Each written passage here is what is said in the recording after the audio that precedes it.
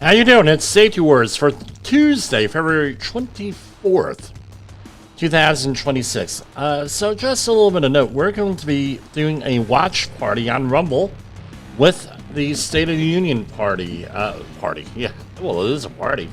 State of the Union program tonight for February 24th, 2026. We'll see how it goes here. First time I'm doing this with a live event. It will be broadcast on Rumble because, you know, you do it on the other platform, YouTube.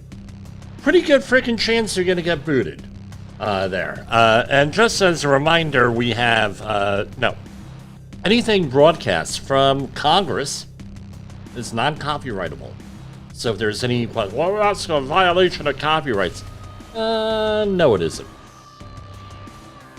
With that.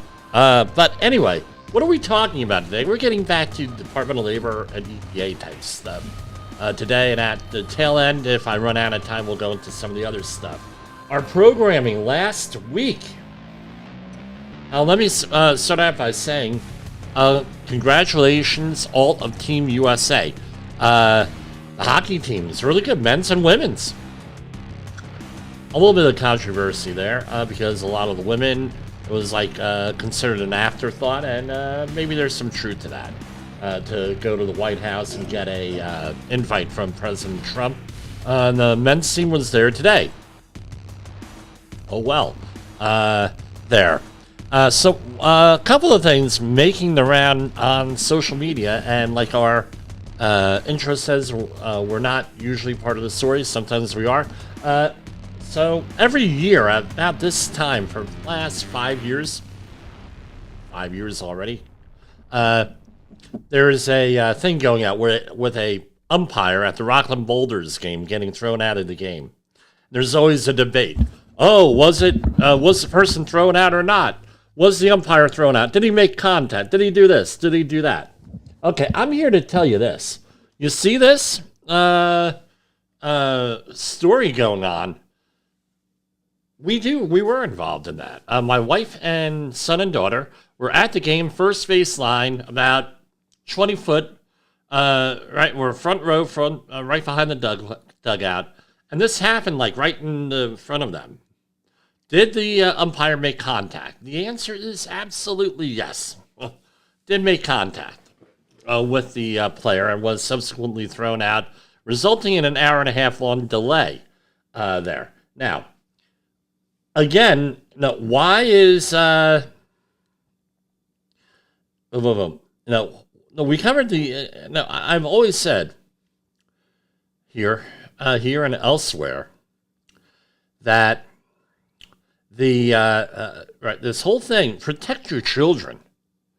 Wherever there are children gathered, you have.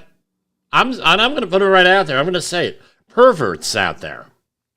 You're going to have people out there, whether they are teachers, clergy, any number of things. An old coach of mine, right, from track and field, ended up in a sting with police. Ended up spending like 5 years in jail for messing around. And this was one of my college coaches.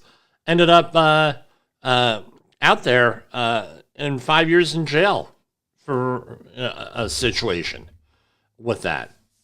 And here, it's a part of a larger network. I'm going to tell you, if the people are looking at inappropriate movies dealing with children, we'll leave it at that, right, to get past the filters here. If they're doing, chances are there's somebody in there with that. So, for example, a lot of these sports my children are involved in, right, they put up no parents allowed in there. They said, look, we can guarantee our staff background checks, drug tests, you name it, we do it here. Everything. We don't know who's coming in here. How do we know a parent? What are we going to do? We have 300 children signed up here for whatever sport program. We're going to check. We can't have everybody here, right, watching practice, especially with the young women here, their sports teams. Wherever there are children, there are these people. You're not going to get around it. And even though they may not be formally part of a network, which I'm telling you, there's a global network here with these situations. They are part of it because if they're being customers, they are. So, I mean, some of the stories that are out there, I absolutely believe. I'm involved in a case that goes all the way back to my high school days here with this situation. How deep I can't go into it, but I tell you what, there's because they had a network set up in the community that I lived in. They meaning certain adults. Again, I'm not a victim of that. I'm the victim, and I don't claim victim status here. Just to make it rampant abuse, psychological, because of Cliff Lipton and Cliff Palin, what I had to deal with. It's all the same shit. How people go through psychological abuse is psychological abuse. It's just a matter of degree of how bad it is with that. And to physically abuse a child, you have to be first psychologically abuse them, manipulate them, and everything else. And as I have pointed out numerous times on this show, the media is manipulating your mind. We had a show on that last week where we included that. Constant manipulation again and again and again and again with that. So that's what we're talking about and today. But we're going to talk about Department of Labor. If we get to the other stuff, we will. And then we'll try to do the State of the Union right after. So we're broadcasting live on Safety FM. Then right after that, we're going to switch on over to Rumble. And, it's like 20 minutes of coming out and shaking hands and stuff with this. And I have, I'll be on the air probably around 2 hours with that. Or, at a certain point, I got to go to bed. I'm up at 5:30 every morning. So with that, and we'll go from there. And let's just kick it off here. Hi, this is Jim from Safety Wars. Before we start the program, I want to make sure everyone understands that we often talk about OSHA and EPA citations, along with some other regulatory actions from other agencies, legal cases, and criminal activity. Everyone is innocent until proven guilty in a court of law. Proposed fines are exactly that, and they are often litigated, reduced, or vacated. We use available public records, news accounts, and press releases. We cannot warranty or guarantee the details of any of the stories we share, since we are not directly involved with these stories, at least not most of the time. Enjoy the show. This show is brought to you by Safety FM. Yeah, and here we have, right, going back to that, I never shared the story. Here we have ex-New Jersey mayor indicted for drugging, and I will mention it, but doing stuff with a boy will be arraigned next week. Right in my neighborhood, Bergen County, right, one county south. I don't know what to tell you guys. I don't want to go dark here. Jim, you're going to... I don't know. It's part of the safety wars, protecting children. And plus, every major sporting event, right, out there. Super Bowl, now the World Cup is coming, Olympics coming in 2028. And if you're working at a hotel, you go through training now. My wife, because of what she does for a living, had to go through training. How do you spot human trafficking? I don't know. It's one of those things there. So hold on. I got to do something real quick here. I'm going to go to commercial break real briefly and take care of that here. We got a little bit of the sniffles here. Unpredictable world. One voice rises above the chaos.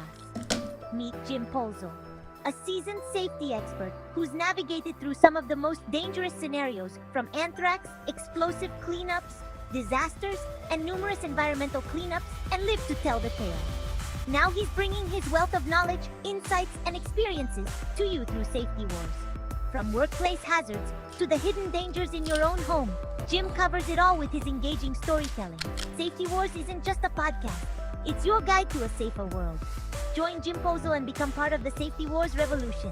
Available on Spotify, Apple Podcasts, YouTube, and wherever you get your podcasts and videos.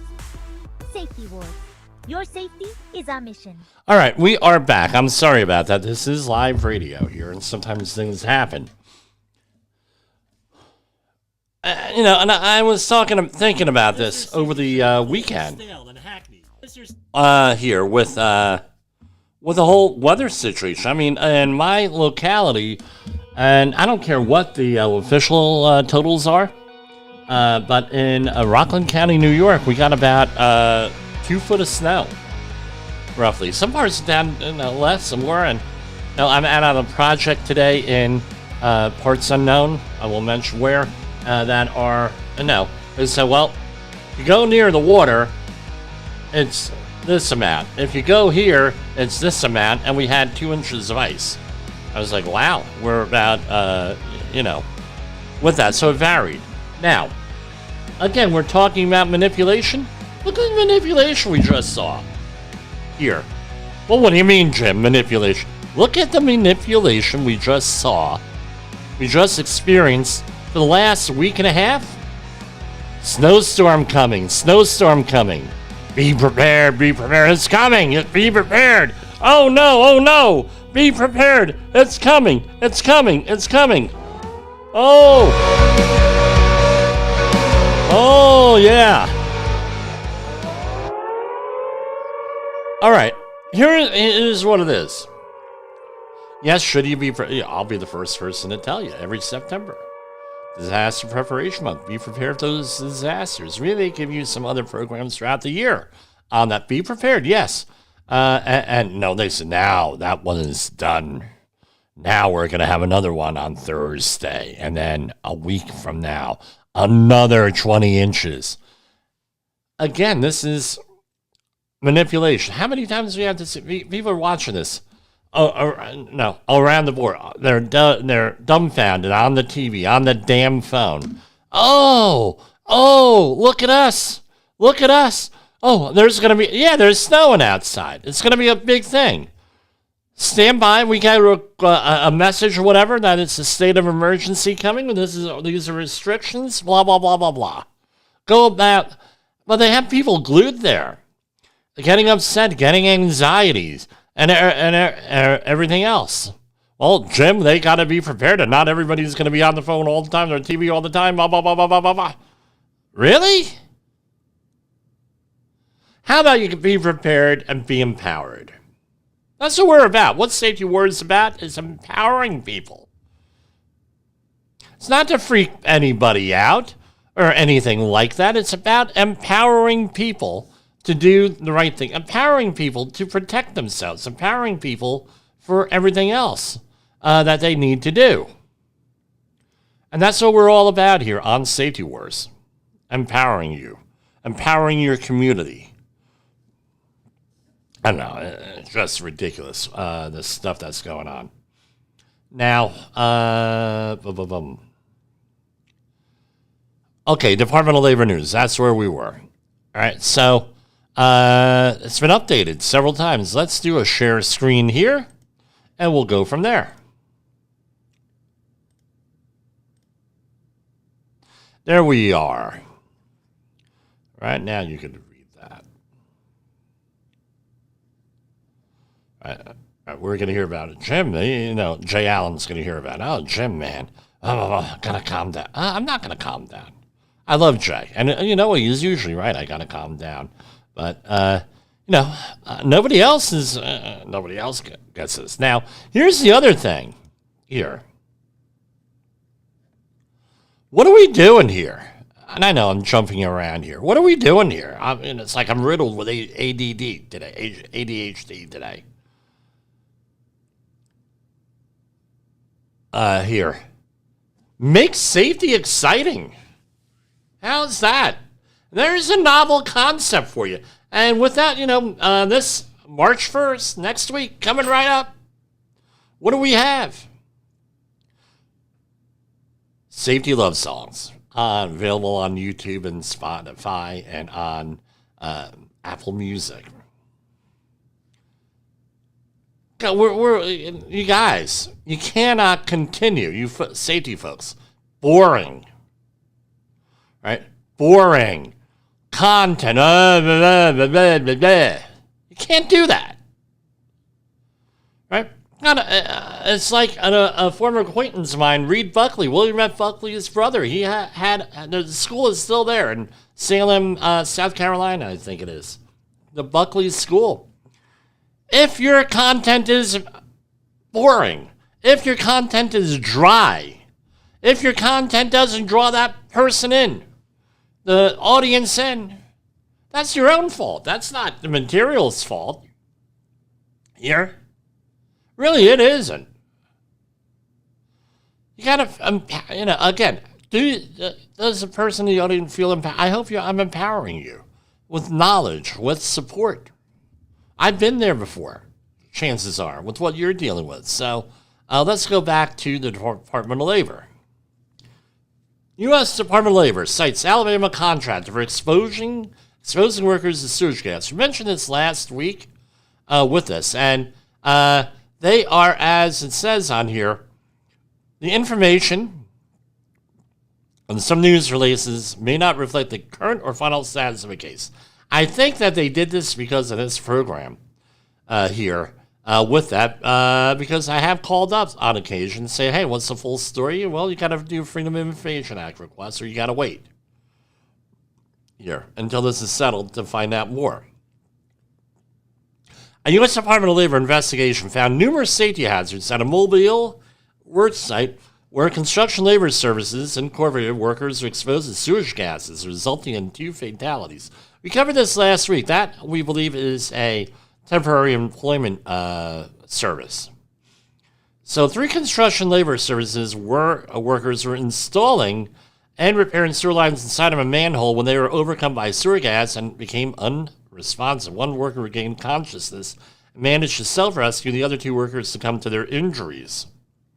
And OSHA cited them with proposed penalties at $257,707.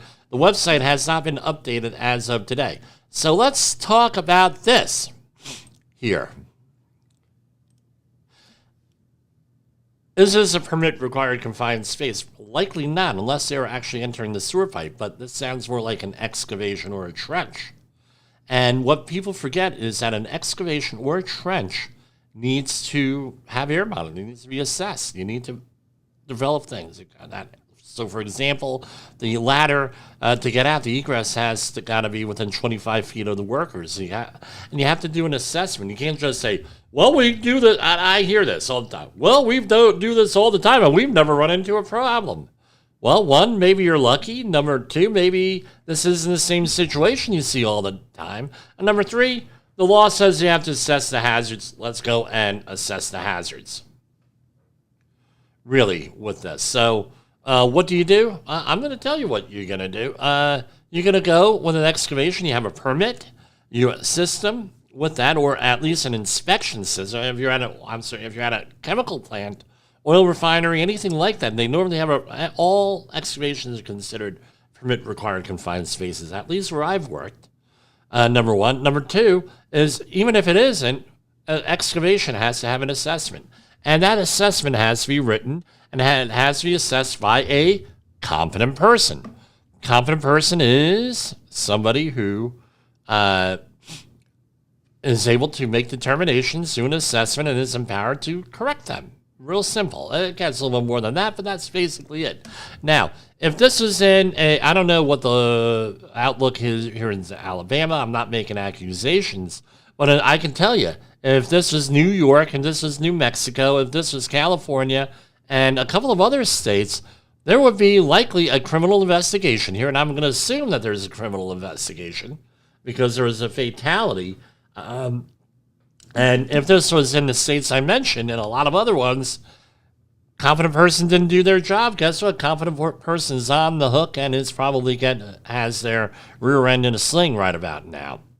Here with this, and number 1, number 2, with that, the company has a problem. Number 3, the person with the most problem are the survivors of the family members, friends, the community of wherever these people lived, and this person lived, right? That's where the problem is. That's where, with this, I don't know. I don't know what to tell you on this kind of stuff. Where this is like 2026 and we're still doing this kind of crap. I mean, I really don't get it. I really don't. I would love to know what the context is. Here we have another one from February 18th last week. U.S. Department of Labor cites 2 Pennsylvania employers with serious safety violations following a 2025 Clairton Coke Works explosion. Right?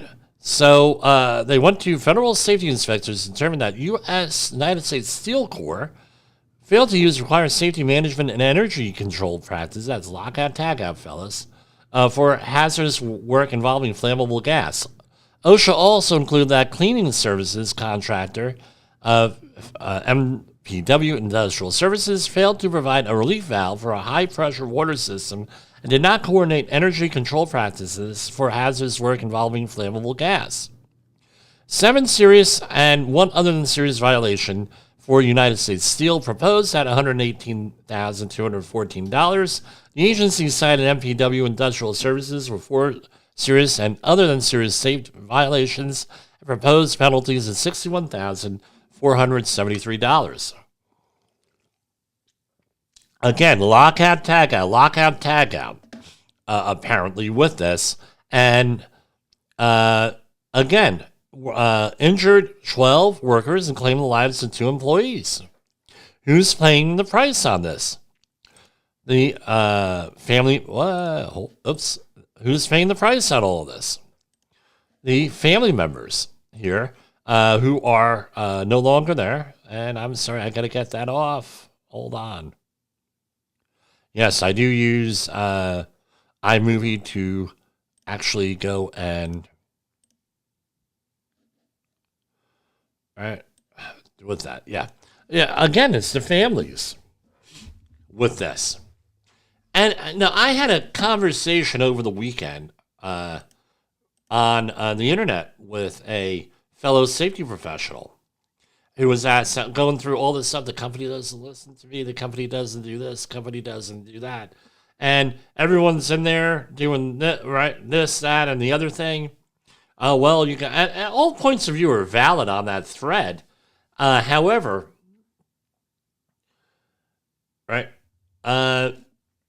don't think that a company that violates Department of Labor law, OSHA, is not violating many other laws.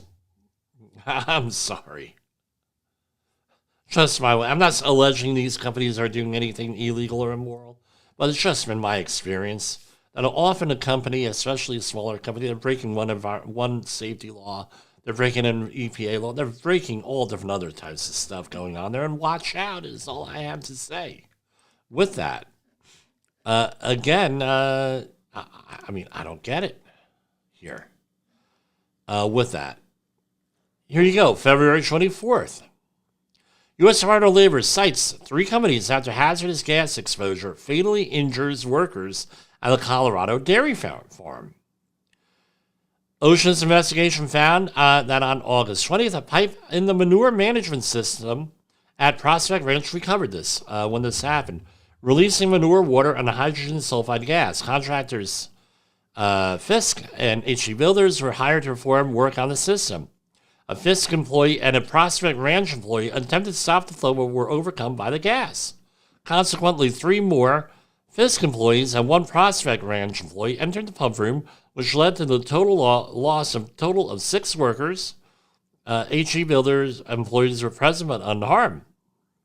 And they were, OSHA cited the Prospect Ranch for serious violations, including failure to protect, these are all proposed, workers from atmospheric hazards, have a written HAZCOM program, and train workers on methods to detect hazardous gases. The company faces $132,406. The agency also cited Fisk for serious violations, including failure to protect employees from hazardous atmospheres, failure to provide hydrogen sulfide detection training. OSHA proposed $99,306 in penalties. HE Builders was cited for violations including failure to have a written HAZCOM program, failure to provide training in detecting H2S, for which OSHA proposed $4,000 $897. Again, all very simple things. How much does a hydrogen sulfide monitor go for? And usually you get them as 4 or 5 gas things. So you would be measuring for oxygen, because oxygen's the most important. Oxygen, without oxygen, none of this shit works. Number 1. Number 2 is going to give you a lower explosive limit. Number 3, hydrogen sulfide, lower explosive limit. Typically, the industry standard for non-confined space entry is usually 10%, like it is for confined space entry. And then what happens is at 10% of the lower explosive limit, that's the limit in air where something becomes explosive. So you want 10% of that. And what ends up happening is, what ends up happening with all of this stuff is this. How much do those monitors go for? They start at about $800, $900 last I checked. Last time I had to buy one. They are available for rental. They're available for sales. If you're selling that stuff and you're looking for a plug, give us a call here, 845-269-5772. I will give you a plug for that, for a price, right? Ad revenue here. But again, no excuse for this. We're talking minimal amounts of training. Even if you go the minimum compliance route, it's good. And then the other thing is this. What are you supposed to do? You're supposed to go through the hierarchy of controls and try to eliminate these hazards because guess what? If you don't eliminate them, you're still there with the monitor. You're still being exposed, even though that's better than not having a monitor with that. Again, I don't get it. I don't get it. Again, this seems like, here, let's see. Okay, sewage gas. Here we have something else with sewage gas, or Colorado, right? With manure pit of some sort. Now, here we go. Another one. Then we have another agricultural one. Federal investigators find Illinois grain silo operator violated safety standards after worker suffers injury. Federal and safety investigators have found a Central Illinois grain company endangered workers and violated federal law by failing to properly guard and lock out and tag out dangerous machinery during grain bin entry, which led to seasonal labor. Again, seasonal, big one. Oh, we don't have to worry. We're not going to invest in him. He's only in here for the season. What do we need? Right? Doesn't matter. Right? Violated federal law by failing to properly guard and lock out and tag out dangerous machinery during grain bin entry, which led to a seasonal laborer suffering from a serious foot injury. Now, depending on what you're doing, this may or may not be a permit required confined space on here. Since this appears to be a agricultural thing, I'm not too sure on that, but maybe you wouldn't have to treat it as a permit required confined space. However, there is stuff for grain operations and everything with that, but would be the equivalent of a permit required confined space on here. I don't know how the laws are. I have to see the actual thing, the actual citations here. OSHA issued 2 willful, 1 serious, and 3 other than serious citations for failing to lock out or tag out machinery, protect workers from stepping into sump holes, and provide grain handling training to employees. Additionally, the employer failed to issue permits prior to bin entry. Okay, so according to this, apparently there is confined space, a permit required confined space. Utilize an observer outside the bin. You need an attendant. Ensure the bin's atmosphere was tested before workers entered with this. So $276,407. And let's remind everybody is innocent until proven guilty. All of these things, I'm just basing them on the publicly available press releases here, right? Here they are with this. And I'm just, again, non-copyright. I'm not going to even go and, they have stuff in here with everything. And let's remember, you're a safety professional. You make recommendations. They end up firing you or penalizing you and everything. That's like you might have a federal, I'm not sure, I'm not an attorney, have a Federal Whistleblower Act violation there with that. Oh, yeah. That's why it's important to make sure you save those emails, folks. With that, all right. And I tell you what, let's go to commercial break here, and we'll come on right on back to you. Safety Wars is streaming now. SafetyFM.com. Is your safety training old, stale, and hackneyed? Is your safety trainer still preaching a warped version of behavior-based safety? How about safety training that is designed to actually address and assess your hazards and liabilities and is not standardized baloney from generations ago? Contact the Safety Wars team at safetywars.com or call me, Jim Polzel, at 845-269-5772. Remember, if you are receiving this message, you are the solution to unsafe workplaces. Have you listened or watched the Safety War Show? It does stream live on the radio and on the streamer-emers that we have. So if you have not taken a listen to Jim Polzel and what the hell he's doing every evening with Safety Wars, I would strongly encourage you to take a view or take a listen, whichever option is available for you, and take a listen to what the hell he has going on.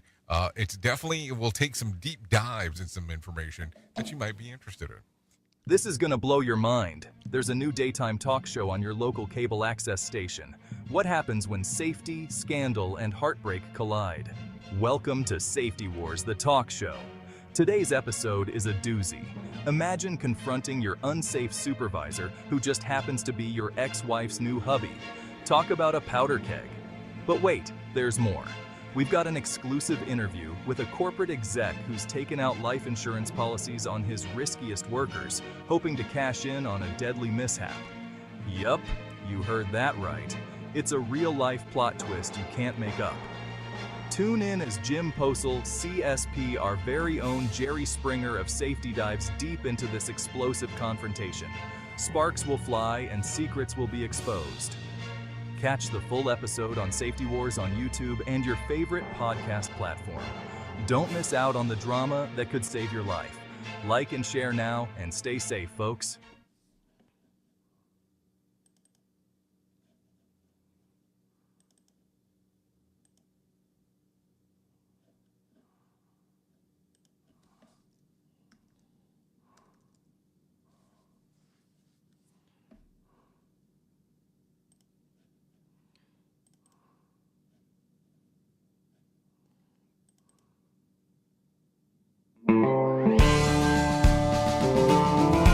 Yes, I was trying to get that on. I don't know why. I like that. It's like Western Adventure is title of the song. Yes, we are back.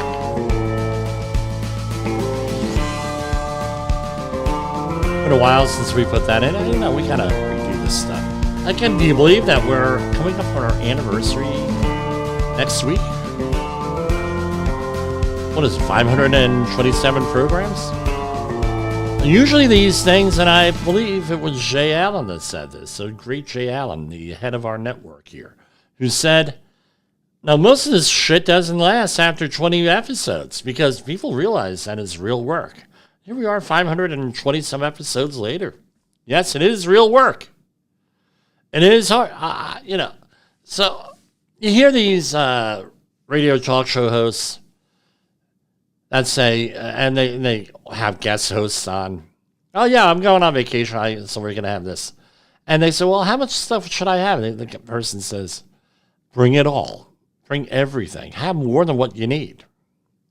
Blah, blah, blah, blah, blah. Oh, really? And then they do one program, they're like, oh, son of a gun. They're about halfway through, they ran out. Let's go to the callers. You know? They run out of material. There is a lot of stuff going on here. So there's a lot of material you can get through this. So we're going to head on over to the US EPA, EPA.gov. Let's see what's going on over there. And we haven't been here for a while.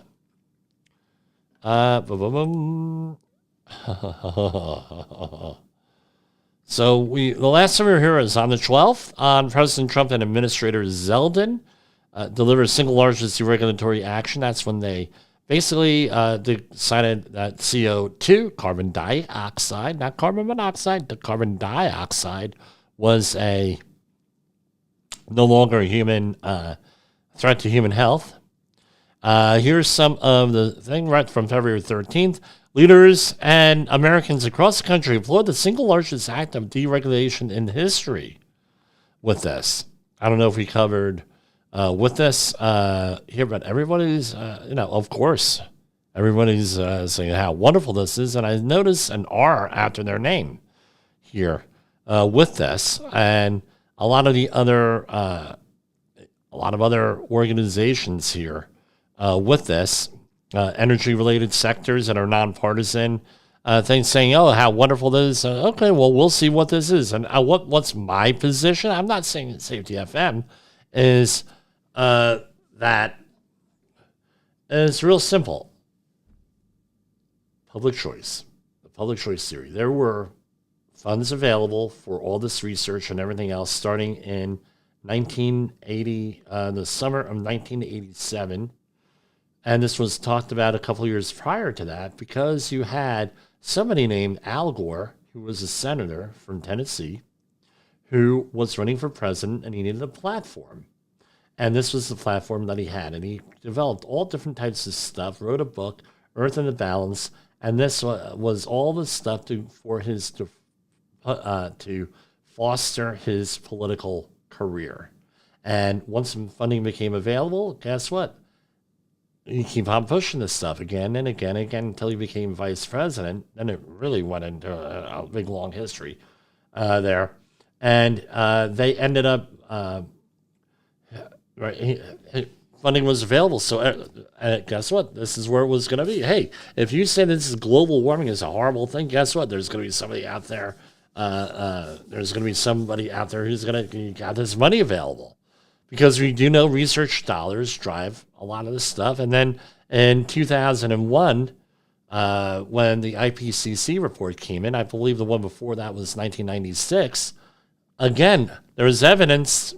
I documented it in graduate school. Other people documented there's evidence of maybe this is politically motivated here for various reasons. I mean, if they're willing to go, and I mean the globalist leaders are willing to do stuff with children like we've been talking about for the last 2 or 3 programs, they're willing to do almost anything, these people, with this, right? Everyone, it was like the biggest Columbus egg in history. Yeah. Oh, there's a global network of pedophiles out there. Yeah. Well, everybody knows that. Well, people have been saying that for a long time, have been criticized and marginalized. Well, guess what? It was all, I'm not saying Epstein allegedly did everything, but it was one of the nexuses here. Well, they're willing to do anything with this stuff. But anyway, I digress. With that, it's all tainted, it seems like. I'm sorry, I'm not calling people evil. A lot of, they sincerely believe that. They're well-intentioned, morally upstanding people that get wrapped into this stuff. Just like on the other side with the anti-global climate change people. Same thing. Oh, well, hey, if I can work for an oil company, I can work for an industry that pushes it. Guess what? I'm going to do it. You got to put food on the table. You got to pay that mortgage. Got to have a place to live. Guess what? The money's available. They're going to do it. Now you got the public choice theory going the other way with this. And who's in the middle is all of us being freaking manipulated as usual with this. Now, here we have another press release from the 13th. Here. US EPA, this is from their Road Region 1 office. The US EPA will conduct comprehensive reviews of completed cleanup work at 8 national NPL Superfund sites across New England this year. So periodically, there's 5-year reviews on Superfund sites, NPL sites, and NPL sites. And again, when you're done doing these cleanups, there's often long-term monitoring with this. Very rarely is there, we're going to do the cleanup, and then we're going to go and we're going to leave it be, And no, there it goes. There's always some kind of ongoing monitoring. I am aware of some sites where there is not ongoing monitoring with that, but this is it, basically. Callahan Mine, Coakley Landfill, Durham Metals, Eastern Surplus, Pine Street Canal, and Savage Municipal Water Supply. Let's look on that one since this is a municipal water supply. And let's remember the PRPs for most job sites do include the government. EPA to review cleanups here, blah, blah, blah. Press release here. And this is Savage Municipal Water Supply, Milford. And what's the updates on here? All right, they mentioned here site documents. Key documents. And looks like 2017 is the last document here with the, okay, so let's see here. Cleanup activities, there we go. Background, this site includes VOCs and metals groundwater plume that generally extends from the intersection of Route 101 and Elm Street eastward to approximately 6,000 feet. It is roughly bounded on the north side and it goes on and on and on. Major contaminants of concern include benzene, 1,1-dichloroethylene, and a very long list of stuff. Site and surrounding area is generally flat. Residents are located north of operating Unit 1. And 4 industrial plants are situated to the west of previously operational Savage Municipal Water Supply. And from the 1940s until the 1980s, processed waters and waste from these 4 industrial sites were released untreated into the ground or to the surface waters flowing through the site. And then starting in 1983, they started doing, which is about the time frame. And what's been done, it was such a danger that 16 years later, they started to clean up. Right? And went on and on and on. And again, quarterly groundwater sampling of deep bedrock walls will continue until July 24. And then, again, what's the current site? Its site is being addressed through federal, state, and settling defendants. Actions. There are currently no unacceptable risks to human receptors or the environment. A municipal water supply provides potable water. I'm just reading them as it is, folks. A municipal water supply provides potable water for the residential and commercial properties impacted by contaminated plume.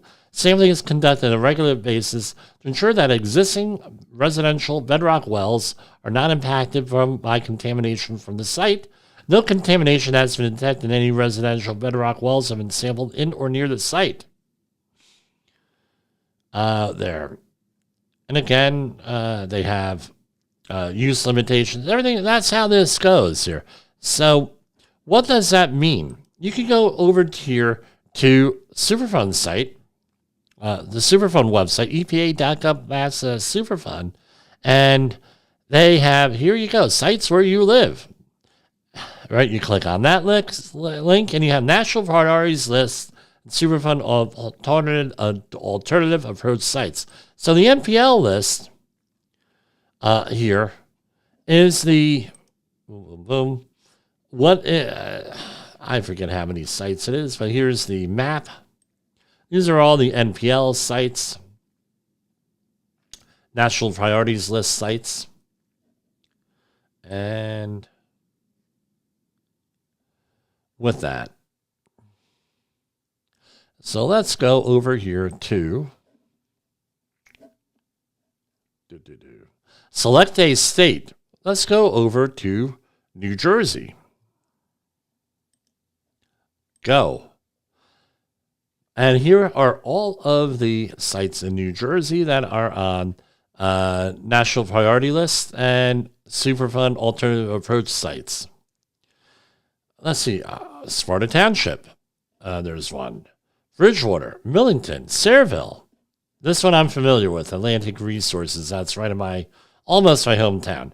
Berkeley Township, Howell Township, Frick Township, Bridgeport, And there are, oh wow, what a surprise, 158 things. So here we have Marlborough Township, burnt fly bog, Edison, a chemical insecticide core. Let's see, what else? This is all where I used to live. Anything?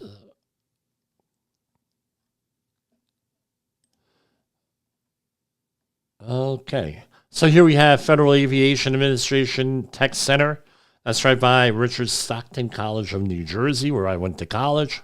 Here we have Emil Septic Landfill over in Galloway Township. That is exactly where I went to college.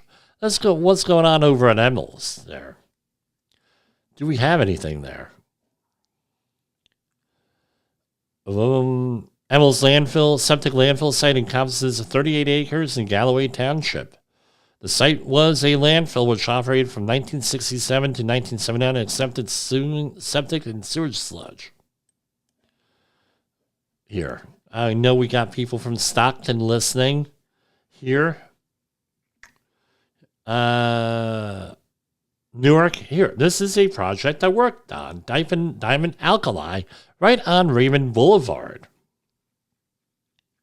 Am I getting off the subject? No. EPA conducted the 6th 50-year review of the cleanup, right, on 80 and 120 Lister Avenue. I said Raymond Boulevard. It's probably right there. It's all like the same with that. And this was, it had dioxin there, 2378 TCDD. That's diclonyl diphenyl trichloroethane. You trichloroethane. I don't want it. Trichloroethane. DDT and other chemicals. Now, what happened was, this was an interesting one here with this. It had PCBs, polychlorinated biphenyls, polycyclic aromatic hydrocarbons, metals, and pesticides. Now, if you are going on the New Jersey Turnpike South, right before exit 15 on the Meadowlands side, if you recall back in the 80s and 80s and 90s and 70s, they had gone and put a lot of the material from that site into portable shipping containers, old ones, decommissioned ones. They got them. And they had these things loaded with stuff, right, from the site. And then what ended up happening, I'm not telling anybody that's not saying anything that's not on the public record, all right? And what they ended up happening was they stored the stuff in there until they could get their ducks in a row, right? Or I should say stage. And then what they ended up doing was moving, when it was time to do the actual cleanup, everything was put in situ in there, in that. So with that. And again, they're on the fine. I worked in there a long time ago. With that. So you can see that right from the New Jersey Turnpike South. There used to be a whole bunch of containers. Now it's just a graveled-in area right before exit 15 southbound on the Meadowlands side. What else we have here?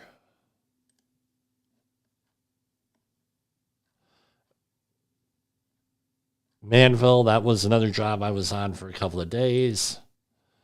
With that, Higgins Disposal. This is another one that I've been on, the Higgins Disposal site. I really can't go into that because that was with that. And basically,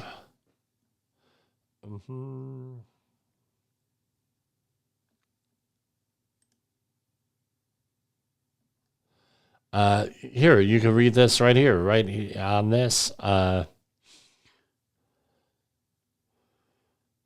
With that, what's been done. And this was the one I was involved in. Excavation of 34,000 tons of contaminated material, 16,000 containers of laboratory glassware, plastic, and metal containers, and drums from the on-site landfill. Guess who was in charge of locking all those in? 16,000. Jimmy, you logged into 16? Yeah, I logged in and took pictures of every one of those too on 35 millimeter film. Moto Photo loved us with that 16,000 photos. It was actually more photos because you have job site photos, but a lot of stuff out there with that. But again, we're reminiscing here. A lot of Superfund work out here from my younger days. And what's my point? My point is this with this. Why do I discuss this? We're problem solvers here. These sites all had their issues, had their safety issues, had their environmental issues, but we overcame every one of them. Every one of those problems was overcome. And that's what we're talking about here. How do you overcome problems? How do you feel empowered? How do you do everything? That's part of what we do here with this. Come up with solutions. Don't always, make safety exciting here with this. So that's Superfund. They're doing with that. And EPA to hold public meeting today. Discuss technical assistance needs for the community water at near Hercules Superfund site with that. And this was in Atlanta. All right, so if they have anything else to report, we'll do that. There was another one I thought here.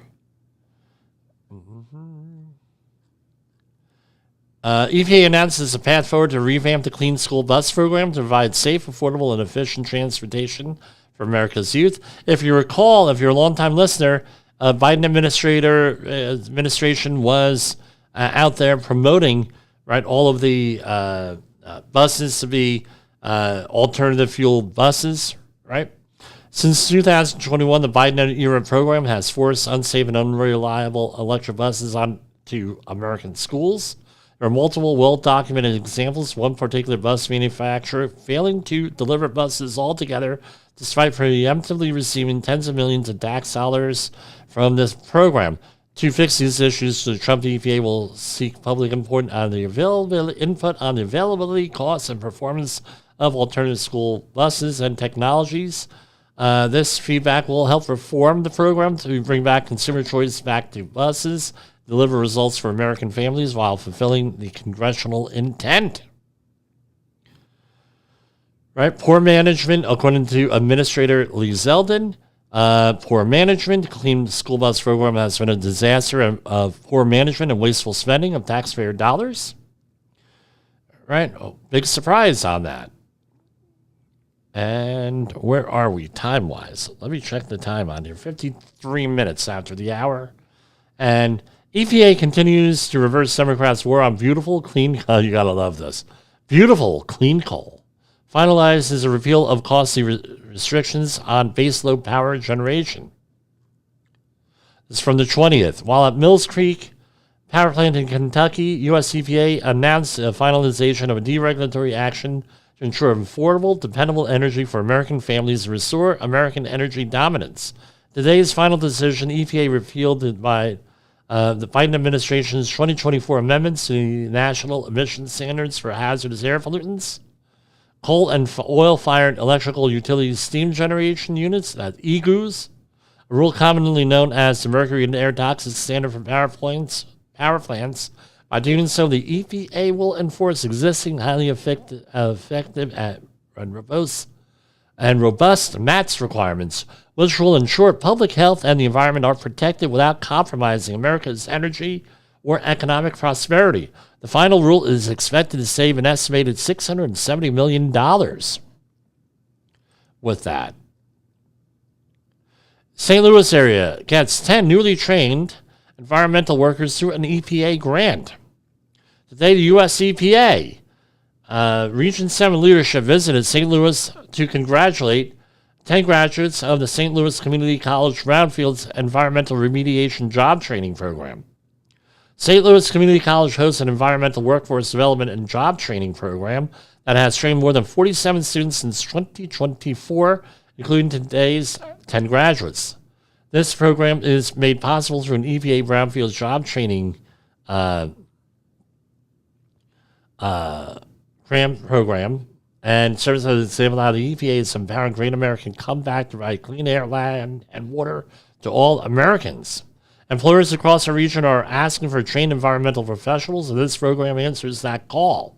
The credentials students earn here translate directly into good jobs, economic opportunity, and everything else. Based on what I know about the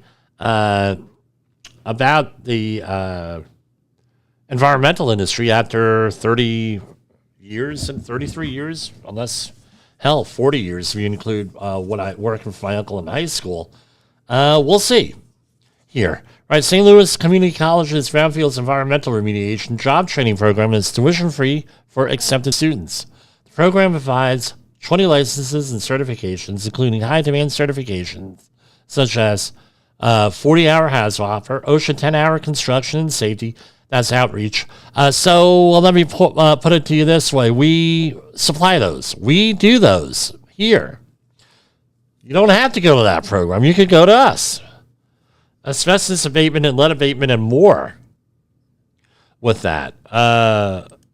Again, we can't guarantee you a job, but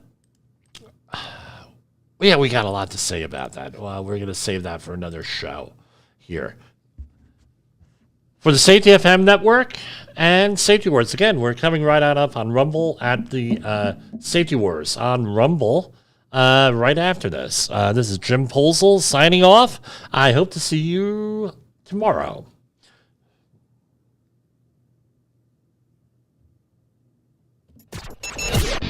The views and opinions expressed on this podcast are those of the host and its guest and do not necessarily reflect the official policy or position of the company. Examples of analysis discussed within this podcast are only examples. They should not be utilized in the real world as the only solution available, as they are based only on very limited and dated open source information. Assumptions made within this analysis are not reflective of the position of the company. No part of this podcast may be reproduced, stored in a retrieval system, or transmitted in any form or by any means, mechanical, electronic, recording, or otherwise, without prior written permission of the creator of the podcast, Jay Allen.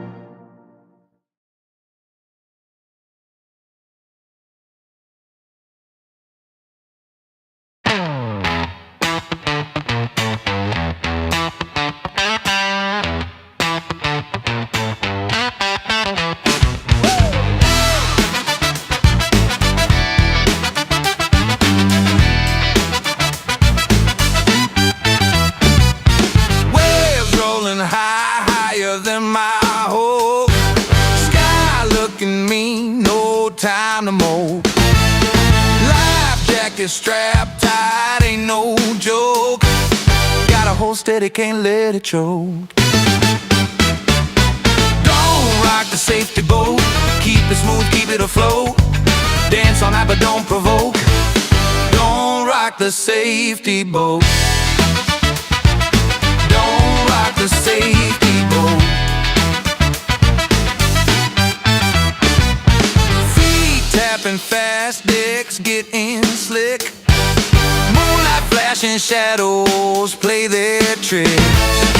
Hold the line, baby, don't let it split. One wrong move and we're in the thick. Steady hand, steady heart. Don't let the rhythm fall apart. Don't rock the safety boat. Keep it smooth, keep it afloat. Dance all night but don't provoke. Don't rock the safety boat.